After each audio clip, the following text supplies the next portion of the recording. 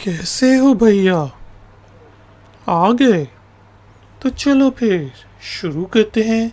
दोस्तों, welcome to I फैक्शनर video tutorials.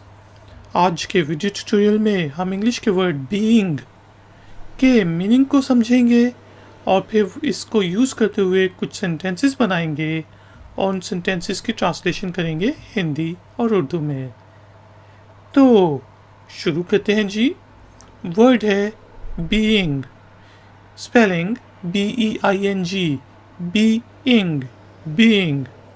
Being का मतलब होता है किया जा रहा है, हो रहा है, इस चीज़ पर काम हो रहा है, इस चीज़ पर काम किया जा रहा है। जिस तरह मैं कह सकता हूँ आई एम बीइंग पोलाइट। अगर तो किसी ने बहुत गलत काम किया है और आप उसे आराम से समझा रहे हैं तो आप उसे कहेंगे आई एम बीइंग पोलाइट, कि मैं पोलाइट होके तुम्हें बता रहा हूँ, मैं पोलाइट बन रहा हूँ, लेकिन तुमने काम बहुत गलत किया है।